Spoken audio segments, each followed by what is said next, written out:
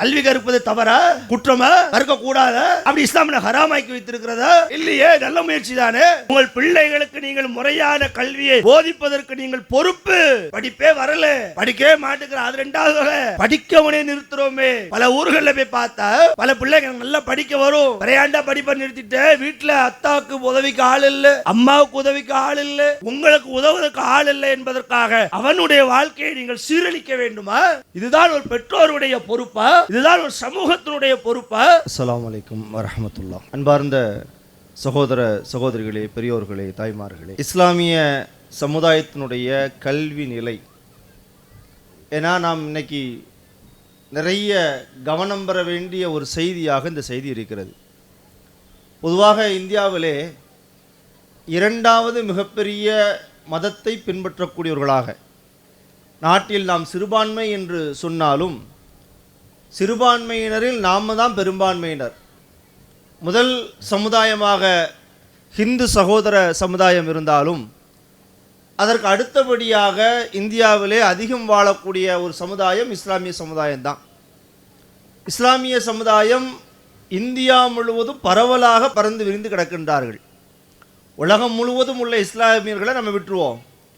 நாம் வாழக்கூடிய இந்தியாவில் வாழக்கூடிய இஸ்லாமியுடைய கல்வி நிலை, அவர்கள் எவ்வாறு கல்விக்கு தன்னை முயற்சி எடுக்கின்றார்கள், மேற்கல்வி மேற்படிப்பிற்காக ஒவ்வொருவரும் ஆயத்தமாகின்றார்கள், எவ்வாறெல்லாம் கல்விக்கு முக்கியத்துவம் கொடுக்கிறார்கள் என்ற செய்திகளை எல்லாம் நாம் சற்று அலசி ஆராய்ந்தால் மிகப்பெரிய வேதனை தான் நமக்கு மிச்சமாக இருக்கிறதே தவிர, இந்த கல்வி விஷயத்தில் இஸ்லாமிய சமுதாயம் இன்னும் ஒரு தன்னிறைவை பெறவில்லை, ஒரு போதுமென்ற நிலைவிற்கு வரவில்லை. இஸ்லாமிய சமுதாயத்தினுடைய கல்வி நிலையை பற்றி சச்சார் கமிட்டி கொடுத்த அறிக்கையின்படி பார்த்தால், இதை இஸ்லாமிய சமுதாயத்தினுடைய கல்வியை போகிற போக்கில் சொல்லல. 2006 காங்கிரஸ் அரசாங்கம் இஸ்லாமியர்களுக்கான இடஒதுக்கீடு கோரிக்கை வந்த பொழுது இஸ்லாமியருடைய கல்வி நிலை என்ன, இஸ்லாமியர்களுடைய பொருளாதார நிலை என்ன, இஸ்லாமியருடைய வாழ்க்கை நிலை என்ன, இவைகளை எல்லாம் ஆய்வு செய்ய வேண்டும் என்பதற்காக ஓய்வு பெற்ற நீதிபதி சச்சார் என்ற நீதிபதியின் தலைமையில் ஒரு கமிட்டியை அமைத்து அவர்கள் இந்தியா முழுவதும் உள்ள, தமிழகம் மட்டுமல்ல, எல்லா இந்தியா முழுவதும் உள்ள அனைத்து மாநில இஸ்லாமியர்களையும் ஆய்வு செய்கின்றார்கள். அவர்கள் கொடுத்த அறிக்கையின்படி பார்த்தால் இந்த சமுதாயம் என்பது இஸ்லாமிய சமுதாயம், இன்னும் புரிந்து கொள்ள வேண்டும், பிற எந்த சமுதாயத்தை விட கல்வியிலே அதிகம் கவனம் பெற வேண்டியது நாம் தான். ஏன் கவனம் பெறணும்? நபிகள் நாயகம் ஸல்லல்லாஹு அலைஹி வஸல்லம் சொல்றாங்க, கல்வி என்பது ஒவ்வொரு முஸ்லிமான ஆண் பெண் இருபாலர் மீதும் கடமை. இங்கிருந்து தான் நாம் கல்வியை துவங்க வேண்டும். கல்வி என்பது அது எந்த கல்வி என்பது ரெண்டாவது வருவோம். முதல்ல கல்வியை பற்றி இஸ்லாம் என்ன சொல்லுகிறது, இஸ்லாம் அதை எப்படி வலியுறுத்துகிறது, கல்வியை நாம் எப்படியெல்லாம் அணுகுகிறோம், கல்வியை எவ்வாறு தேட வேண்டும், கல்வியின் மூலமாக நான் எந்த பயனை அடைய போகிறோம், கல்வி கற்காதவனுடைய நிலை என்ன, எல்லாத்தையும் மார்க்கத்திலிருந்தே பார்க்கலாம்ல.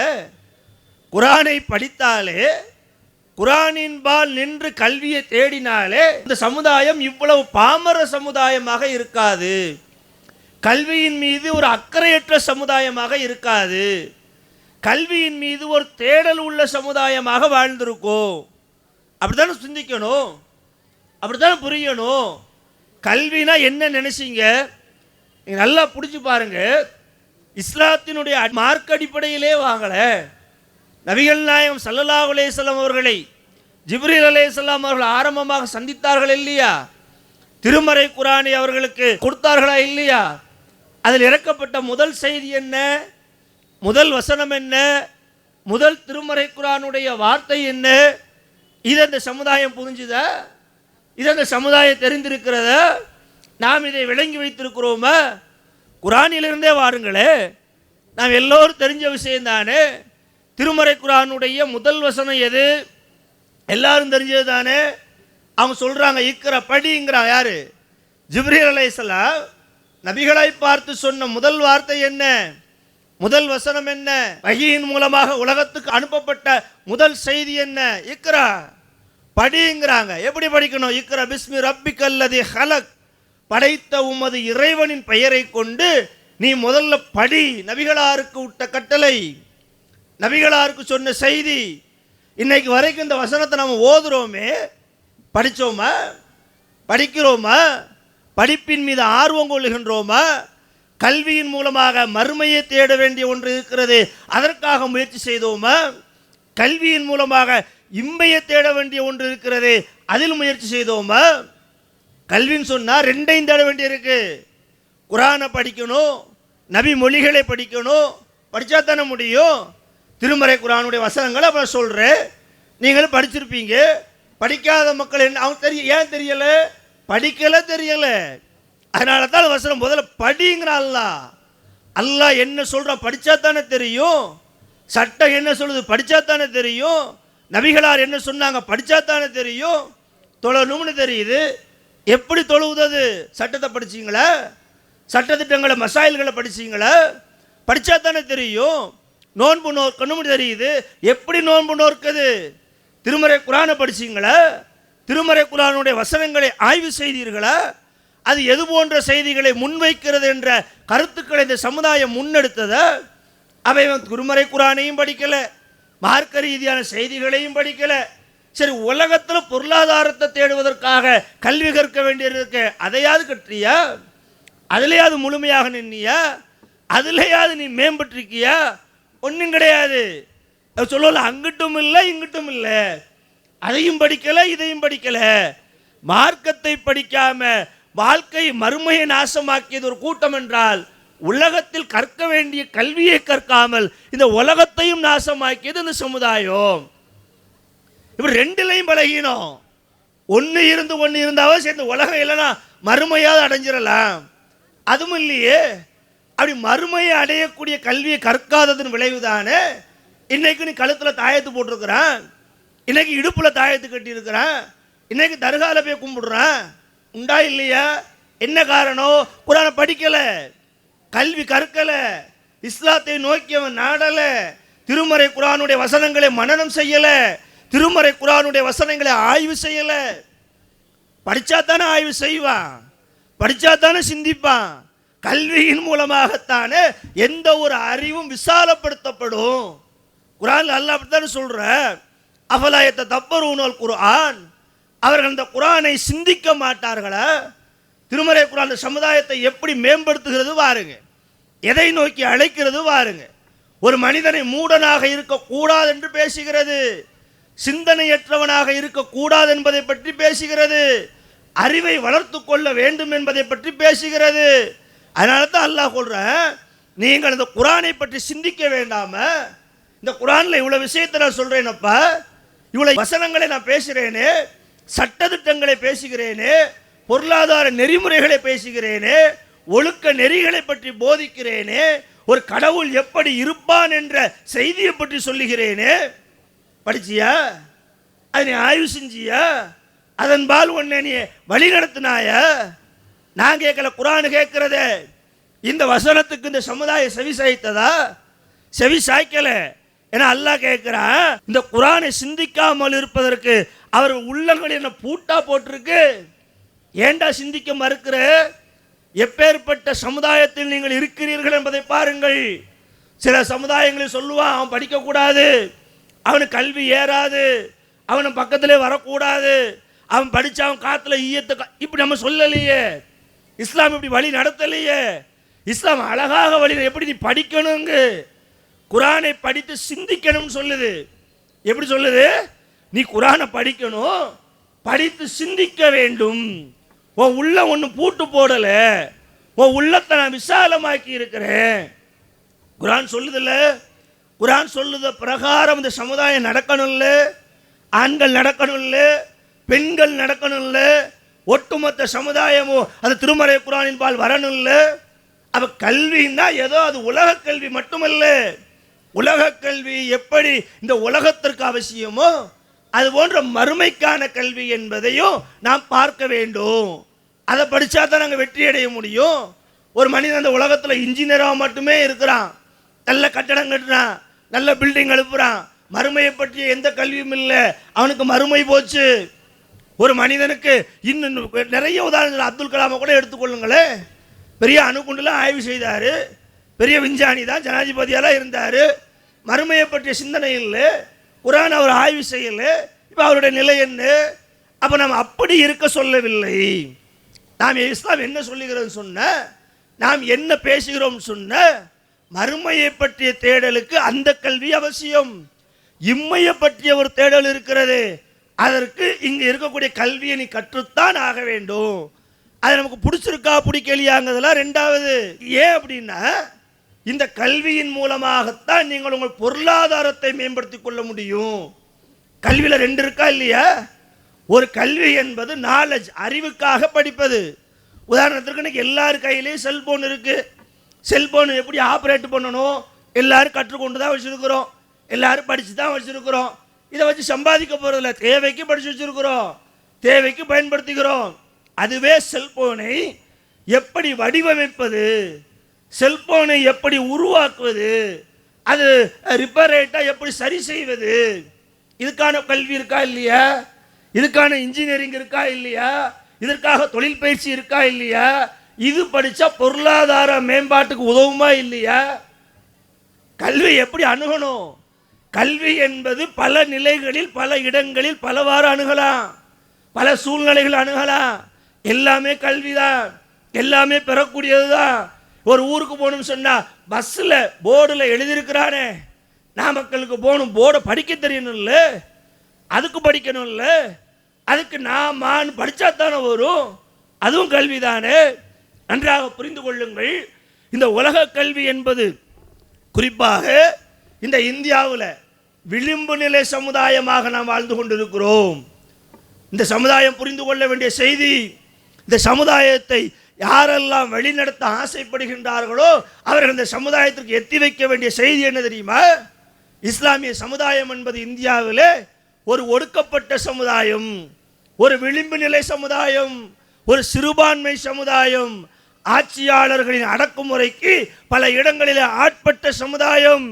ஒரு விளிம்பு நிலை சமுதாயம் கண்ணியம் பெற வேண்டும் என்று சொன்னால், பொருளாதார மேம்பாடுகளை அவர்கள் அடைய வேண்டும் என்று சொன்னால், வாழ்க்கை வசதிகளை பெருக்கிக் கொள்ள வேண்டும் என்று சொன்னால், அவர்கள் எடுக்க வேண்டிய முதல் பணி அவர்கள் கல்வியில் மேம்பாடு அடைவதுதான்.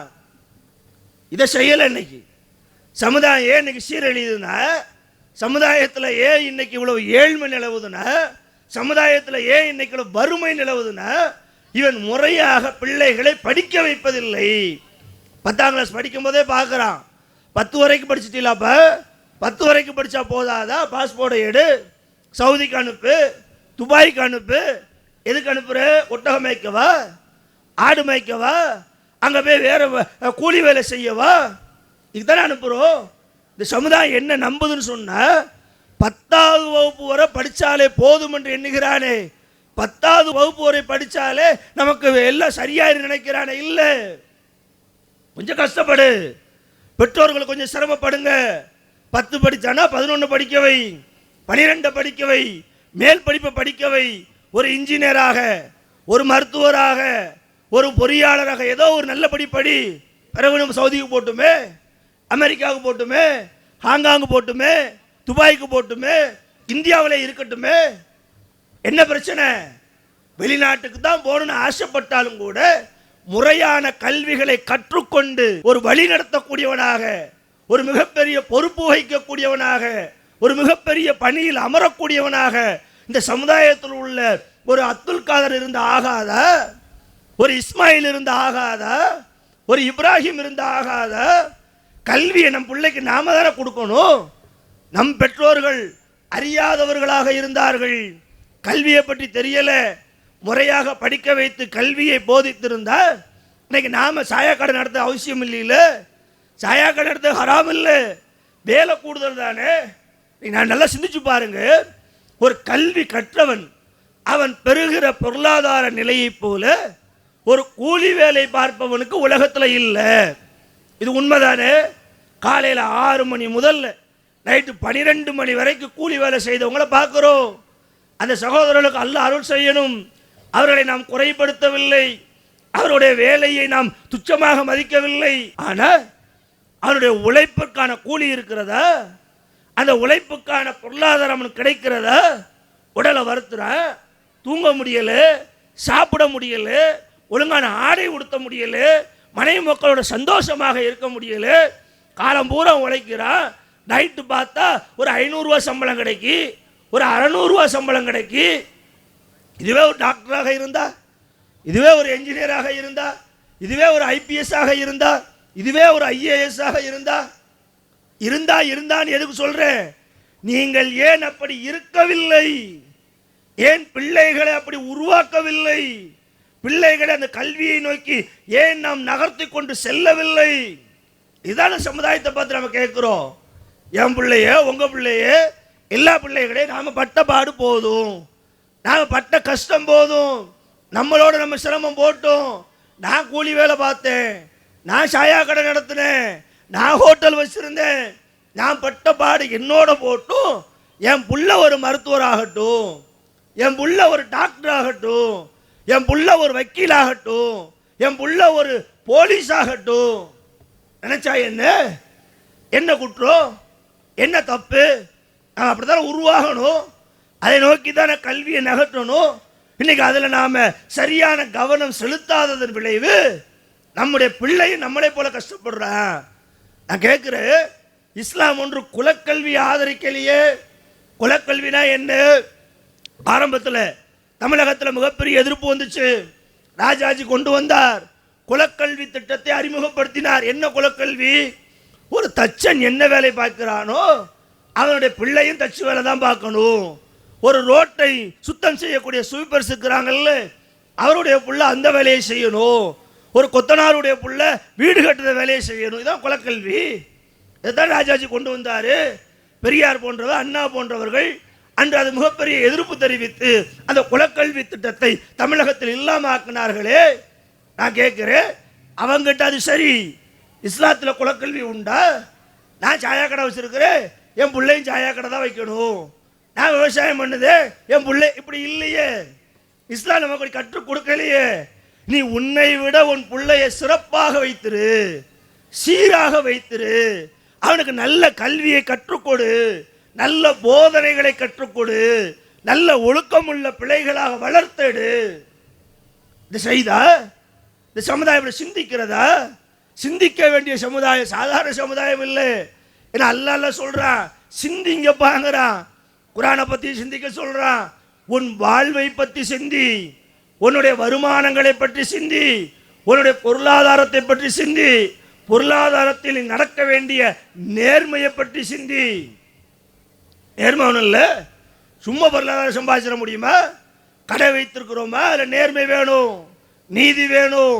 குர்ஆன் அழகாக சொல்லுகிறது, அளவை நிறுவையில் நீங்கள் மோசடி செய்யாதீர்கள். குர்ஆனை ஏன் படிக்க சொல்றோம்? குர்ஆனை ஏன் அல்லாஹ் படிக்க சொல்றான்? ஒரு மனுஷன் வியாபாரம் பார்க்காம சொன்னா அதில் அவன் நேர்மையாக நடக்கணும், நீதியாக நடக்கணும்.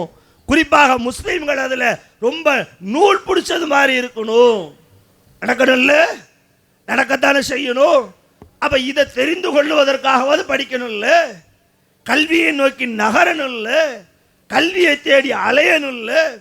நான் படிக்கல, என் பிள்ளையும் படிக்காத முட்டாளாகவே இருக்கட்டுமா? அவனுக்கும் 10ஆம் கிளாஸ் வரைக்கும் படித்தா போதும் நினைக்கட்டுமா? ஒரு அறிஞர் அழகாக சொன்னான், கல்வி இல்லாத மனிதன் சிறகில்லாத பறவைக்கு ஒப்பானவன். எப்படி சொல்ற மாதிரி, எந்த ஒரு மனிதன் கல்வி கற்கவில்லையோ, அவனுக்கு படிப்பறிவு இல்லையோ, சிறகு இல்லாத பறவைக்கு என்ன புண்ணியம்? ஒரு பறவை இருக்கு, காக்கா இருக்கு, குருவி இருக்கு, மைனா இருக்கு. பறவை ரெக்க இருந்ததுன்னா விறுவிறுன்னு பறக்கும், இல்லைன்னா மண்டி கிடக்கும். தன்னைத்தானே காத்து கொள்ள முடியாது, ஆபத்தில் இருந்து தன்னை தற்காத்து கொள்ள முடியாது, தன்னுடைய இறைகளை தேடி நகர்ந்து செல்ல முடியாது. அப்படித்தானே? அப்போ பறவைன்னு இருந்தால் அவர்களுக்கு ரெக்கைகள் எப்படி அவசியமோ அதுபோல ஒரு மனிதன் என்று சொன்னால் அவனுக்கு கல்வி அவசியம் என்று அழகாக சொல்றானே, நியாயம்தானே? அந்த கல்வியை தானே தேடுங்கள் என்று சொல்லுகிறோம். கல்வியை நோக்கி இந்த சமுதாயத்தை நகர்த்துங்கள் என்று சொல்லுகிறோம். கல்வியில் இந்த சமுதாயம் மேம்பட வேண்டும் என்று சொல்லுகிறோம். கல்வியினால் இந்த சமுதாயம் உயர்வடைய வேண்டும் என்று சொல்லுகிறோம். சொல்லுவோம். யார்? நம்ம சமுதாயம். நான் அப்படி நம்ம சமுதாயத்தை சொல்றது ஓப்பனாக தானே சொல்றோம். இஸ்லாமிய சமுதாயத்தை பற்றி தானே சொல்றோம். இந்த சமுதாயம் படித்தவர்கள் பெருகி கிடக்கவில்லை. அதிலும் குறிப்பாக பிற மாநிலங்களோடு ஒப்பிடும் பொழுது இங்க கொஞ்சம் பரவாயில்ல தமிழகம், அது கொஞ்சம் பரவாயில்லனா இந்த ஜெனரேஷன், நம்மளுடைய ஜெனரேஷன். ஏன்னா அந்த பிரச்சாரங்கள் எல்லாம் தொடர்ச்சியாக முன்வைக்கப்பட்டதன் விளைவு. ஒரு ஊரா போய் பேசுறோம், ஒரு ஊரா நிகழ்ச்சி, மக்களை பார்த்து பார்த்து பேசுறோம். இடஒதுக்கீடுக்காக போராட்டம் பண்ணி தானே 3.5 வாங்கணும்.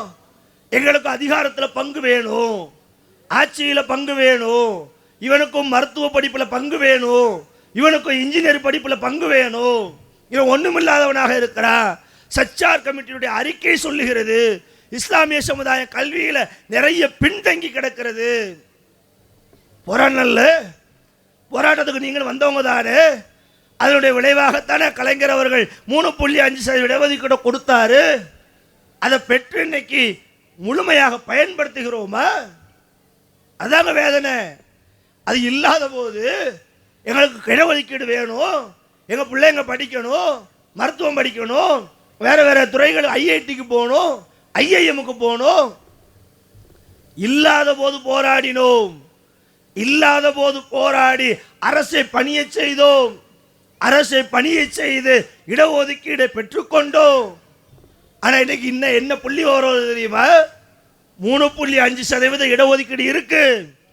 அதை ஃபில் பண்ற அளவுக்கு உங்க சமுதாயத்தில் கல்வி இன்னும் மேம்படலையே. அங்கிருந்து வரக்கூடிய செய்தியை பத்தீர்களா? பெற்றாச்சுன்னா வேலைக்கு போகணும் இல்லை, வேலை சும்மா தந்துருவானா? இடஒதுக்கீடுக்காக ஒருத்தர் ஆசிரியர் ஆக்கிடுவானா? இடஒதுக்கீடு இருக்குது என்பதற்காக ஒருத்தர் போலீஸ் ஆயிட முடியுமா? இடஒதுக்கீடு இருக்குது என்பதற்காக ஒருத்தர் கலெக்டர் ஆயிட முடியுமா? அதற்கான கல்வி வேணும்ல, அதற்கான படிப்பு வேணும்ல, அதற்காக முறையாக அந்த சமுதாயம் படிச்சிருக்கணும்ல. ஐஎஃப்எஸ் எத்தனை பேர் படிச்சிருக்கிறா? ஐஏஎஸ் எத்தனை பேர் படிச்சிருக்கிறா? இவ்வளோ பெரிய நாமக்கல்ல மிக கல்விக்கு பிரபலமான ஒரு மாவட்டம் நாமக்கல்லும் சரி. 2 ஊர்ல கல்வி கற்க வேண்டும் என்பதற்காக வெளியூர்ல இங்க தங்க வர்றானே, திருச்செங்கோடு இங்க தங்க வர்றானே, படிக்கிறதுக்காக நாங்கள்லாம் அங்கிருந்து இங்க வர்றோம். எங்க? உங்க மாவட்டத்தை தேர்வு செய்கிறோம், உங்க ஊரை தேர்வு செய்கிறோம். அது சரியோ தப்போ அது ரெண்டாவது. இந்த கல்வியின் மூலமாக நாம் உயர்கல்வி அடைய முடியும், நல்ல மார்க் வாங்க முடியும் நினைக்கிறோம்ல. இந்த சமுதாயம் நாமக்கல்ல இருக்கு, நீங்க படிச்சோமா? படிக்க வைக்கிறோமா? கேட்ட என்ன சொல்றோம்? நானே கஷ்டப்பட்டுக்கிட்டு இருக்கிறேன். ஏன் கஷ்டப்படுறீங்க? எதுக்கு கஷ்டப்படுறீங்க? நீங்கள் முறையாக கல்வி கற்காததன் விளைவு. அதான் சொல்றோம். இன்னைக்கு போய் பெற்றோர்கள்ட்ட பேசுங்க, சமுதாயத்திட்ட பேசுங்க. அது சொல்றாரு, என் பிள்ளைய நான் எப்படி படிக்க வைக்க? நானே புரோட்டா மாஸ்டரா நிற்கிறேனே, நானே டீ மாஸ்டரா இருக்கிறேனே, நானே கூலி வேலை செய்கிறேனே. எதனால செய்றீங்க? புரோட்டா மாஸ்டராக வந்தது உன் தந்தையினுடைய தப்பு. ஏன் உன்னை அவர் படிக்க வைக்கல? உன்னை அவர் கண்காணிக்கல, உனக்கு அவர் சரியான வழி காட்டல. உன் தந்தை உங்களுக்கு செய்த தவறை ஒரு தந்தையாக நீங்கள் உங்கள் பிள்ளைகளுக்கு செய்கின்றீர்களா? கேட்டோமா? சிந்திச்சோமா? நான் படிக்கலைன்னா என் பிள்ளையை நான் படிக்க வைக்க கூடாதா? என் தந்தை செய்யாததை நான் செய்யணுமா? நான் என்ன நினைக்கணும்? ஒரு தகப்பனாக, ஒரு தாயாக, ஒரு பொறுப்புள்ள பெற்றோராக எப்படி சமுதாயம் மேம்படணும் தெரியுமா? நாம தான் படிக்கல, நாம தான் கஷ்டப்பட்டுட்டோம், நாம தான் அந்த தொழிலில் கிடந்து சாகுறோம். பிள்ளையாவது படிக்கட்டும். கஷ்டம் என்பது நிரந்தரம் அல்ல. அவன் படித்து வேலைக்கு செல்லும் வரைக்கும் சில தேவைகளை குறைத்து கொண்டாவது படிக்கணும்ல. நன்றாக புரிந்து கொள்ளுங்கள் என் அருமை சகோதர சகோதரிகளே. கல்வி என்பது உங்கள் வாழ்வையில் நீங்கள் மேம்பட நீங்கள் எடுத்து வைக்கக்கூடிய மிகப்பெரிய ஒரு ஆயுதம் கல்விதான். சகோதர சமுதாயம், பிராமண சமுதாயத்தை நீங்கள் எடுத்து பாருங்கள். நான் ஒப்பீட்டுக்காக பேசுகிறேன், குறை சொல்ல வேண்டும் என்பதற்காக இல்லை. இந்தியாவில் 3% இருக்கிறாங்க, தமிழ்நாட்டில் அதை விட குறைவு. ஆனால் இன்னைக்கு உயர் பதவிகளில் எல்லாம் அந்த சமுதாய மக்கள் அலங்கரிக்கிறார்கள் என்று சொன்ன காரணம் என்ன? படிக்கிறான், முறையா படிக்கிறான், படிக்க வேண்டியதை படிக்கிறான், உயர்கல்வியை என்ன கஷ்டப்பட்டாலும் முடிக்கிறான். உண்டா இல்லையா? நீதிமன்றத்தில் போய் பாருங்க, எத்தனை நீதிபதிகள்? 100 நீதிபதி இருந்தால் 90க்கு மேல் அவங்க இருக்கிறாங்களே, நான் அவரை குறை சொல்லவில்லை. நீங்கள் ஏன் படிக்கவில்லை? உங்கள் பிள்ளைகளை ஏன் நீங்கள் படிக்க வைக்கவில்லை? நாம தப்பு செஞ்சுட்டு பிறர் எப்படி குறை சொல்ல முடியும்? இடஒதுக்கீடு பெற்ற நாம் அந்த பதவிக்கு போறதுக்கு நீ IAS படிச்சிருக்கியா?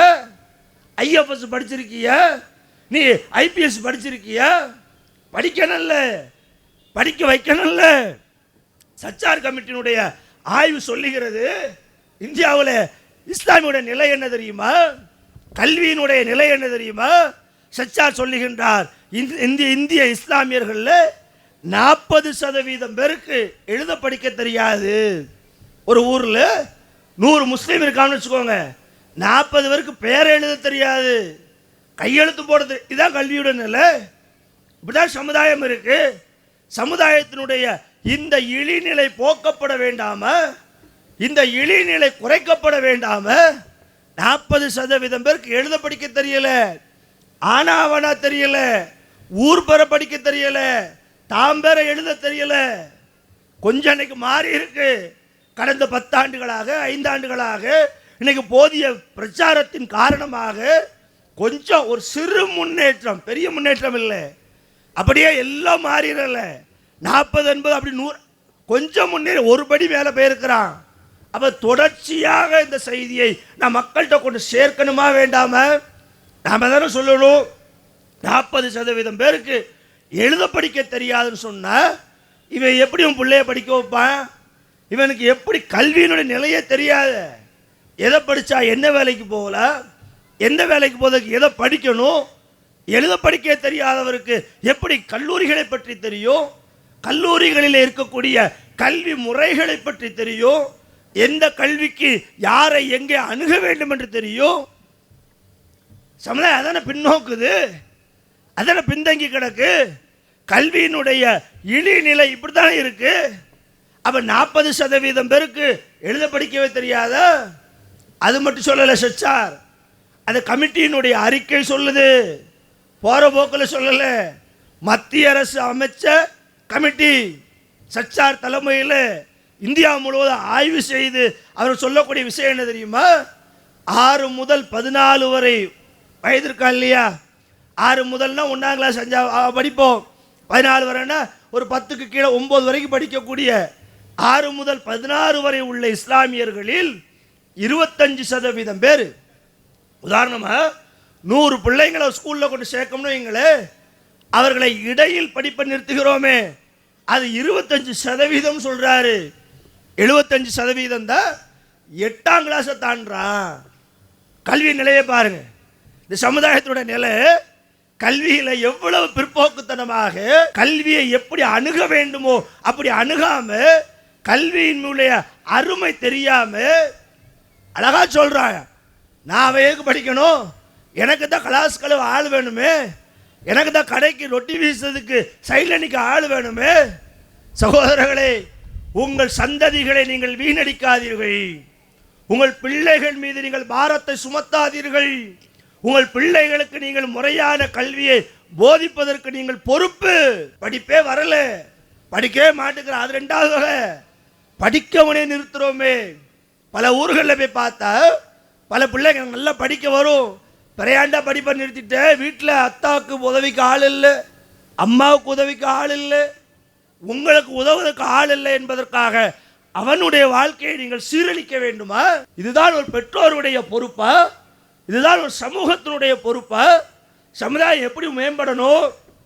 நல்லா படிக்கிற பையன் படிக்காம படிப்பை நிறுத்திட்டாமன்னு ஜமாத்துக்கு தெரிஞ்சா, அவன் சார்ந்திருக்கக்கூடிய பகுதிக்கு தெரிஞ்சா, அவங்க என்ன கேட்கணும்?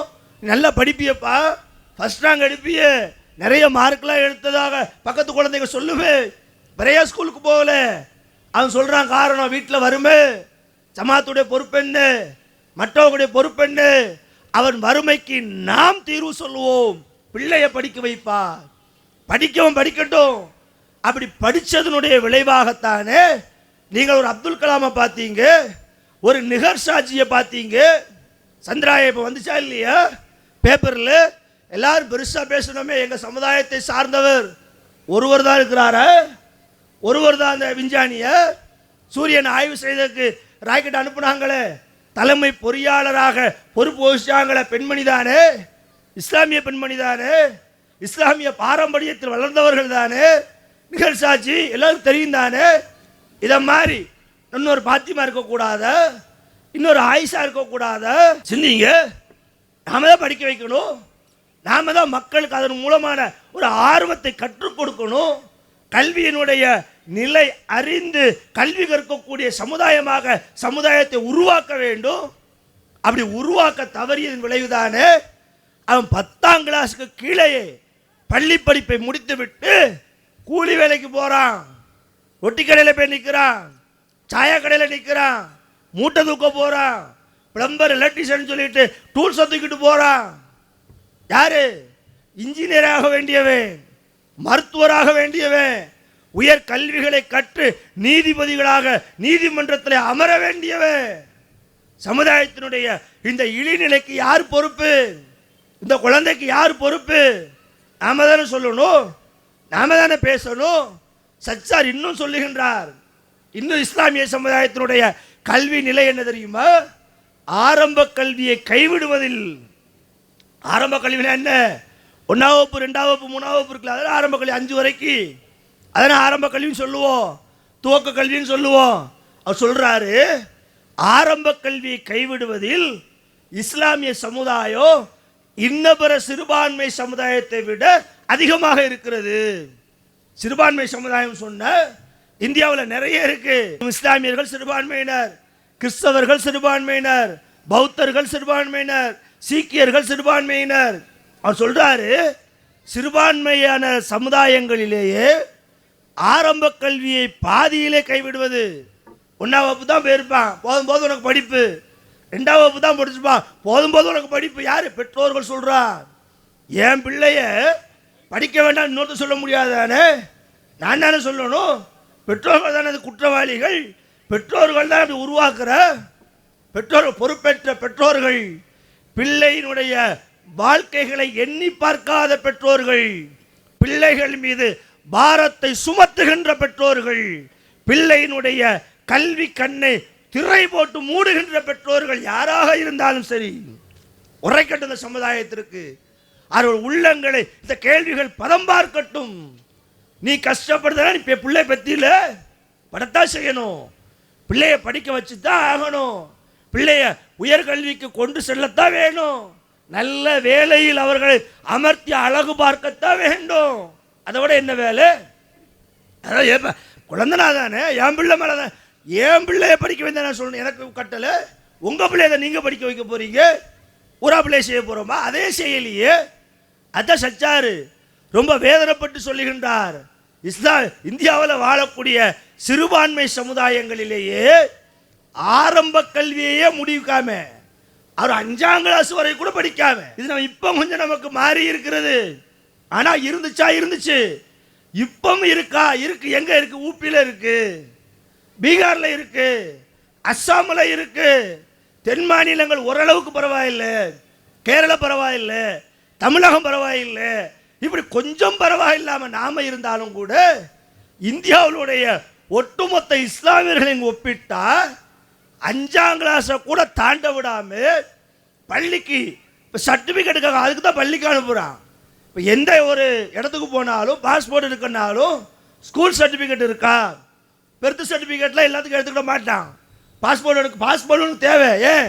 ஒட்டகமேக்க அனுப்பணுமே, கக்கூஸ் கழுவு அனுப்பணுமே. ஏன் பிள்ளைய, இவன் பிள்ளைய பற்றி நல்லா படிக்க வைக்காம நல்ல வேலைக்கு அனுப்பாம 5ஆம் கிளாஸ் போகும்போதே முடிவு பண்ணுறான், நான் ஒட்டகம் மேய்ச்சேன், என் புள்ள ஆடு மேய்ப்பான், என் புள்ள மாடு மேய்ப்பான். பெருமையாடாது? இப்படியா செய்யறது? ஒரு தகப்பன் பொறுப்பா என்ன செய்யணும்? நான் பட்ட கஷ்டம் என் புள்ள படக்கூடாது, என் சிரமம் என்னோட அழியட்டும், நான் தான் அப்படி என் தகப்பனார் என் மேல, நான் அதை என் பிள்ளைக்கு செய்ய மாட்டேன். அவங்கள தாய், அவங்கள தந்தை, அப்படிலாம் ரோசப்படணும். உங்க பிள்ளைய படிக்க வைக்க நீங்க முன்வாங்க. சச்சார் அதைத்தானே சொல்றாரு. ஆரம்ப கல்வியை கூட நீ நிறுத்துறியப்பா, 5ஆம் கிளாஸ் தாண்டலன்னு அவனுக்கு என்ன எழுத படிக்க தெரியும்? பஸ்ஸில் போட கூட படிக்க தெரியாது, அவன் பேரை கூட படிக்க தெரியாது. ஸ்கூலில் ஏன் சேர்க்குற? சர்டிஃபிகேட் வேணுங்கக்காக. கல்வி சான்றிதழ் வேணும் என்பதற்காக சில பல திட்டங்களுக்கு அதை கேட்கிறான் அரசாங்கம், சட்டமாக்கி இருக்கிறான். இல்லைன்னா வேண்டிய இல்லைன்னா படிக்கவே அனுப்ப மாட்டான் தானே. சச்சார் வேதனைப்பட்டு சொல்லுகின்றார். அந்த அறிக்கை வேதனையோடு சொல்லுகிறது, இஸ்லாமிய சமுதாயம் சிறுபான்மையினரில் பெரும்பான்மையினர். இந்தியாவில் வாழ இஸ்லாமியர்கள் சிறுபான்மையினரில் பெரும்பான்மையாக இருக்கின்றார்கள். ஆனால் ஆரம்ப கல்வியை கூட முழுமையாக கற்க விடாமல் பாதியிலேயே நிறுத்தக்கூடியவர்கள் அவர்கள்தான் சிறுபான்மை சமுதாயத்தில் முதல் நிலையில் இருக்கின்றார்கள். மற்ற சமுதாயத்தில் இருக்குவாங்க, 1 இருந்தாங்க 10, அங்க 2 இருந்தாங்க 20, அங்க 3 இருந்தாங்க 50. வெக்கம் இல்லையா? இந்த சமுதாயத்திற்கு உணர்வு இல்லையா? என் பிள்ளையின் மீது எனக்கு அக்கறை இல்லையா? கல்வி கற்றுக் கொடுக்க வேண்டும் என்ற சிந்தனை இல்லையா? அந்த கல்வியின் மூலமாக சிறப்பான பொருளாதாரத்தை அவன் திரட்டிக் கொள்ள வேண்டும் என்ற ஆசை இல்லையா? நினைச்சு பாருங்க, சிந்திச்சு பாருங்க. இப்படி இருக்குங்க, மேலகளை பேசல, இன்னைக்கு இருக்கு. ஆய்வு அறிக்கை சமர்ப்பித்தது எங்கே? பாராளுமன்றத்தை வச்சது சச்சார் கமிட்டி ஆய்வு செஞ்ச அறிக்கை. இன்னும் சொல்றாரு, ஆரம்ப கல்வி நிறுத்தது மட்டுமல்ல, பட்டதாரி யார் தெரியும்? எத்தனை பேர் தெரியுமா? கல்வி படிக்கும் 10ஆம் கிளாஸ் வரைக்கும், ஸ்கூல் படி 12ஆம் கிளாஸ் வரைக்கும், அதுக்கடுத்து பட்ட படிப்புக்கு போகணும்ல, டிகிரி வாங்கணும்ல. அப்படி டிகிரி வாங்கினவங்கள இஸ்லாமிய சமுதாயம் சதவீதத்தில் எத்தனை தெரியுமா? 100 பேர் +2 வரைக்கும் படித்தா அதில் டிகிரிக்கு போகிறவன் வெறும் 3%. 200 பேர் பள்ளி படிப்பு படித்தான்னா 7 பேர் தான் உயர்கல்விக்கு போகிறான், காலேஜுக்கு போகிறான். வெக்கம் இல்லையா? இதை நினச்சி பாருங்க, சிந்திச்சு பாருங்க. இன்னைக்கு எந்த வேலைக்கு போனாலும் குறைஞ்சதும் டிகிரி கேட்கானா இல்லையா? இன்னைக்கு குறைஞ்சபட்ச குவாலிஃபிகேஷனும் டிகிரி ஆகிட்டான். இன்னைக்கு நிறைய கல்வி பெருகிறது, எல்லோரும் படிக்க ஆரம்பிச்சிட்டான். அப்ப எல்லோரும் படிக்கும் பொழுது அவன் தரம் பிரிக்க வேண்டியது இருக்கு, அவன் சில கட்டளைகளை செல்ல வேண்டியிருக்கு. நீ ஒரு வாட்ச்மேன் வேலைக்கு போனா கூட டிகிரி முடிச்சியான்னு கேட்கக்கூடிய காலத்தில் இருந்து கொண்டு பிள்ளைகளை மேற்படிப்புக்கு அனுப்பாமல் நாசமாக்குறோமே, பிள்ளைகளை வீணடிக்கிறோமே, கல்வி கற்க வேண்டியவனை கற்காமல் தடுக்கின்றோமே. போதும் போதும் என்று இவன் ஒரு மனக்கணக்கில் அவனை ஏதோ மூடத்தனத்தில் இல்லாமல் ஆக்குறானே. இந்த சமுதாயம் எப்படி மேம்படும்? இந்த சமுதாயம் எப்படி முன்னேறும்? இந்த சமுதாயத்துக்கு எப்படி பொருளாதார வளர்ச்சி வரும்? இந்த சமுதாயம் எப்படி அதிகாரத்துக்கு வரும்? இந்த சமுதாயம் எப்படி எல்லா நிலைகளிலும் அமர முடியும்? கல்வியெல்லாம் நடக்காது. படி, முதல்ல நீ செய்ய வேண்டிய படிக்கத்தான் செய்யணும். அதை நான் ஆரம்பமாகவே சேர்ந்தேன். கல்வி பல நிலைகளில் மாறும். ஒரு கல்வி என்பது மறுமையை அடைவதற்கு, அது உலக ஆதாயம் அதில் நிற்காது. நான் தொழணும், 4 ரக்காய் தொழுவேன், இல்லை உலக ஆதாயம் எதுவும் கிடையாது. அது 4 ரக்காய் தொழணும் படித்தேன், அதுவும் கல்வி தான், உலக ஆதாயம் கிடையாது மறுமைக்காக. ஆனால் மற்ற படிப்புகள் அது போல இல்லைதானே. இன்ஜினியர் படிக்கிறான், மறுமையில் இம்மையில் வேணுமே, 2 வேணும் தானே. இந்த உலகத்திலே ஹலாலாக சம்பாதிக்கணும்ல, ஹலாலாக சம்பாதிக்கணும், நிறையாவும் சம்பாதிக்கணும். நிறைய சம்பாதிக்க வேண்டும் என்பதற்காக ஹராமை தேடிவிடக் கூடாது என்று சொன்னால் நீ கல்வியை கொண்டு தான் உன்னுடைய தேவையை பூர்த்தி செய்ய முடியும். வாங்குற வியாபாரம் செய்கிறோம், லாபம் காண மாட்டேக்கு, ஒரு கட்டத்துக்கு மேலே போக முடியல, பொய் சொல்கிறோம்ல, கலப்படம் செய்கிறோம்ல, ஹராமா மாறுதில்ல. ஆனால் கல்வி கட்டணும், தப்பு செய்யலாம். அது 2வது, தப்பு செய்யாமல் நீ நியாயமாக நடந்தால் கூட ஓரளவுக்கு உனக்கு போதுமான சம்பளம் கிடைக்கும்ல. நீ ஹராமாக செயல்படுவதை விட்டு தடுக்கிறதா இல்லையா? இன்னைக்கு வாழ்க்கை தேவை கூடிருச்சு. அவ பொருளாதார தேவையை நீ மேம்படுத்தணும் ஹலாலான முறையில். நல்லா நீங்கள் நினச்சி பாருங்க, எனக்கு ஒரு அரசு பள்ளியில் வேலை பார்க்கக்கூடிய ஆசிரியருக்கான சம்பளம் என்ன? எத்தனை வாரத்தில் ஆண்டுக்கு 200 நாள் தான் வேலை. அதில் அவர்களுக்கு மெடிக்கலே உண்டு, எல்லா பாடிக்கும் சம்பளம் என்ன? 60,000 குறைஞ்சி வாங்குறாங்களே, 1 லட்சம் வரைக்கும் வாங்குறாங்களே. வாங்குறாங்கன்னா குறை சொல்லலாம், படித்தா வாங்குறான். நீ வா, நீ ஏன் மாடு மேய்க்கன்னு ஆசைப்படுற? நீ ஏன் ஆட்டு பண்ண வைக்கன்னு ஆசைப்படுற? அப்படி அதில் வருமானம் போத மாட்டுக்குங்கிறதுனால தானே நீ மார்க்கத்தை மீறி தவறுக்கு போகிற, ஏமாத்துக்கு போகிற, போக வேண்டிய நிலைக்கு தள்ளப்படுகின்றாய். அப்போ என்ன நினைக்கணும்? நாம தான் மார்க்கத்துக்கு முரணாக நடந்துட்டோம், நம்ம பிள்ளைகளாக தன்னிறைவாக வாழணும், தன்னிறைவாக வாழணும்னா பொருளாதாரம் தேவை, அதுக்கு ஹலாலான முறையில் சம்பாதிக்கிறதுனா ஒரு மருத்துவத்துறையை தேர்வு செய்வோம். வாய்ப்பு இல்லையா, வசதி இல்லையா, அறிவு இல்லையா, சிந்தனை இல்லையா?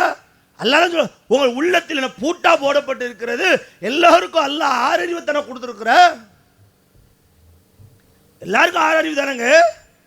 முன்னையாவது சொல்ல வழிகாட்டுதல், இப்ப நிறைய வழிகாட்டுதலுக்கான நிறைய வாய்ப்புகள் வந்து விட்டது.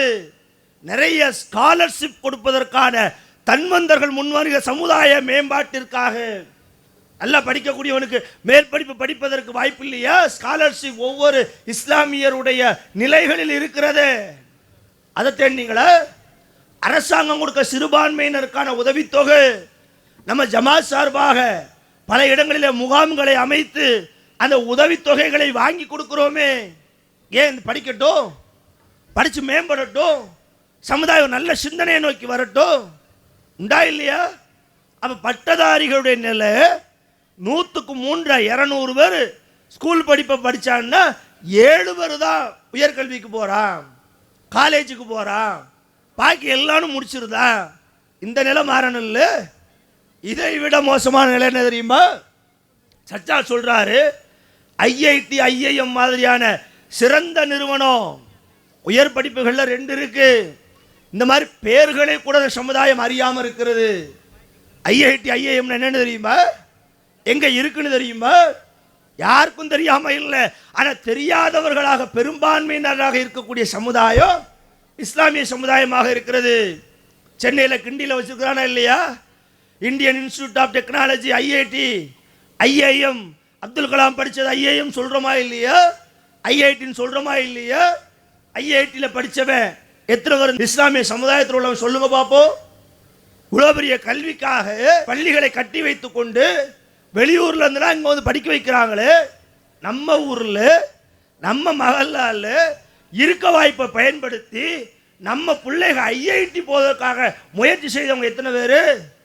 எத்தனை பேர் கல்வியை கற்றுக் கொடுத்துருக்குறோம்? சம்பளம் சும்மா கொடுக்குறானே, வருஷத்துக்கு கோடியில் பேசுகிறானே. ஐஐடியில் படித்தவன் இன்ஜினியரிங் படிக்கிறது 2 விதம். சாதாரண கல்லூரிகளில் இன்ஜினியர் படித்தவனும் இன்ஜினியர் தான். ஐஐடியில் இன்ஜினியர் படித்தவனுக்கு சம்பளம் என்ன தெரியுமா? அவனுக்கு ஆண்டுக்கு தான் பேசுவான், மாசத்துக்கு கிடையாது. கோடிகளில் பேசுகிறாரு. அப்படி ஒரு ஐஐடியில் படித்து பிடெக் எம்டெக்லாம் வர்றாங்களா இல்லையா? நம்ம பிள்ளைங்க வரக்கூடாதா? உங்கள் பிள்ளைங்க வரக்கூடாதா? இந்த சமுதாயத்தில் உள்ள வரக்கூடாதா? அதை படிக்கக்கூடிய அறிவும் ஆற்றலும் போதாதவர்களாகவா நாம் இருக்கிறோம்? இல்லையே. படிக்க வச்சா படிக்கிறானே. ஒழுக்கமாக இருந்து பிள்ளைகளை கண்காணித்து பெற்றோர்கள் முஸ்தீப்படுத்து. பெற்றோர்கள் தான் வாட்ச் பண்ணணும். படிக்க நேரத்தில் படிக்க விடுங்க, விளையாடக்கூடிய நேரத்தில் விளையாட விடுங்க, தொழக்கூடிய நேரம் வந்தால் தொழுகைக்கு அனுப்புங்க. ஒரு பிள்ளைக்கான முதல் ஆசிரியர் பெற்றோர் தானே. பெற்றோர்கள் முதல்ல பொறுப்பாக நடக்கணுமா வேண்டாமா? பிள்ளைகள் மீது அக்கறை காட்டணுமா வேண்டாமா? பிள்ளைகளை சரியான பாதையில் நடத்தணுமா வேண்டாமா? நடத்துங்களா? நடத்தக்கூடியவர்களாக இருக்கிறோமா? அவர் சொல்றாரு, இது போன்ற அந்த உயர் நிறுவனங்கள் ஐஐடி ஐஐஎம் போன்ற சிறந்த கல்வி நிறுவனங்கள்ல இஸ்லாமியோட விகிதாச்சாரம் என்ன தெரியுமா? கேட்கவே வெக்கமாக இருக்கிறது, சொல்லவே நாக்கூசுகிறது. அந்த அறிக்கை சொல்லுகிறது 1% ஒட்டுமொத்த இந்தியாவில். அது தமிழக கல்வி கிடையாது. இந்தியாவில் பல மாநிலங்களில் இருக்கு, பல தலைநகரங்களில் இருக்கு. எல்லா மாநிலங்களும் இல்லாட்டாலும் சில குறிப்பிட்ட இடங்களில் வச்சிருக்கிறான். சென்னையில் கிண்டியில் இருக்கு. சொல்றாரு, ஒட்டுமொத்த ஐஐடி மாணவர்கள் இஸ்லாமிய சமுதாயத்துடைய பங்கு என்பது 100 பேர் இருந்தாம்னா 1.5%, 200 மாணவர்கள் இருந்தாம்னா 2 பேர் 3 பேர். இதான் நிலை. இதைத்தான் அவர் குறிப்பிடுகின்றார். இந்த சமுதாயம் ஏன் மேம்படக்கூடாது? இந்த சமுதாயம் ஏன் கல்வியை ஒரு மிகப்பெரிய ஆயுதமாக கையேந்த கூடாது? கல்வியில் ஏன் அக்கறை காட்டக்கூடாது? கல்வி கற்று உயர் நிறுவனங்களுக்கு ஏன் செல்லக்கூடாது? ஒரு ஐஏஎஸ் ஆக, ஐஎஃப்எஸ் ஆக, ஐபிஎஸ் ஆக ஏன் அதிகாரத்தை இவர்கள் பெறக்கூடாது? பெறக்கூடாது. கூடாதுன்னா சொல்லிக்கிட்டே இருந்தா கூடாது. முயற்சி செய்ய வேண்டும். யாரும் முயற்சி செய்யணும்? ஒவ்வொரு பெற்றோர்களும் முயற்சி செய்யுங்க. ஒவ்வொரு மகல்லாக்களும் முஸ்லீம் படுங்க. எல்லாத்தையும் தனித்தனியா பிரிச்சு பாருங்க. எதை எந்த நேரத்தில் எப்படி செய்ய வேண்டும், சமுதாய மேம்பாட்டுக்கு நாம் என்ன செய்ய போகிறோம். வாங்க மக்கள்கிட்ட பிரச்சாரங்களை முன்னெடுப்போம். மக்கள்கிட்ட பிரச்சாரங்களை முன்னெடுப்பதன் மூலமாக கல்வி கற்ற ஒரு நல்ல சமுதாயமாக சமுதாயத்தை மாற்றி காட்டுவோம். அதுதான் பேசுகிறோம். அது மட்டுமல்லங்க, அவர் இன்னொரு குறிப்பாக சொல்கிறாரு, சமுதாயம் எப்படி மேம்படும், சமுதாயம் எப்படி முன்னேறும், சமுதாயம் எப்படி கல்வி கற்கும், இந்த சமுதாயம் என்னைக்கு கல்வியில் தன்னிறைவடையோ முயற்சி செய்யுங்க. நாம தான் முயற்சி செய்யணும். ஏன்னா நாம முயற்சிக்காமல் அல்லாஹ் உதவி செய்ய மாட்டான். அல்லாஹ்வுடைய உதவி உங்களுக்கு வேண்டும் என்று சொன்னால் நீங்கள் ஒரு அடி முன்னால் வைங்க. உன் முயற்சி நல்ல முயற்சியாக இருந்தால் அல்லாஹ் உதவி செய்வான்.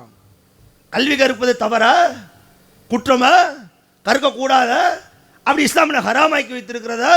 இல்லையே, நல்ல முயற்சி தானே.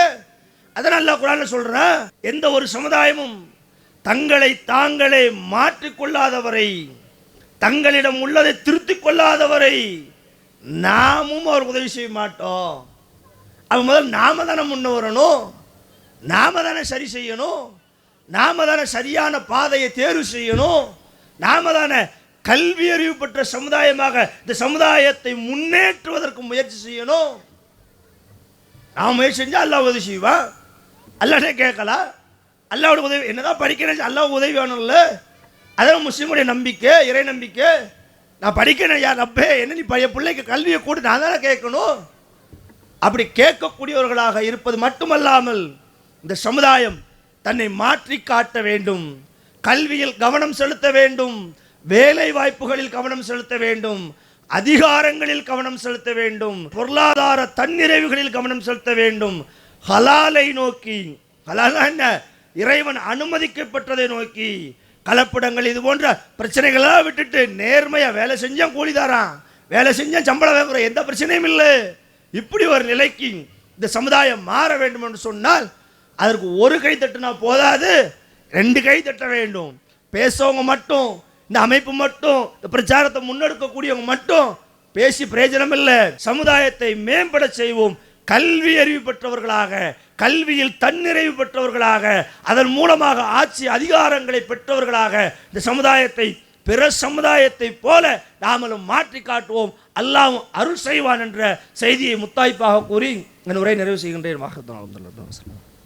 இஸ்லாம் மற்றும் சமுதாய செய்திகளை அறிந்து கொள்ள தமிழ்நாடு தௌஹீத் ஜமாஅத் யூடியூப் பக்கத்தை உடனடியாக சப்ஸ்கிரைப் செய்து கொள்ளுங்கள். மேலும் பெல் பட்டனையும் கிளிக் செய்து கொள்ளுங்கள்.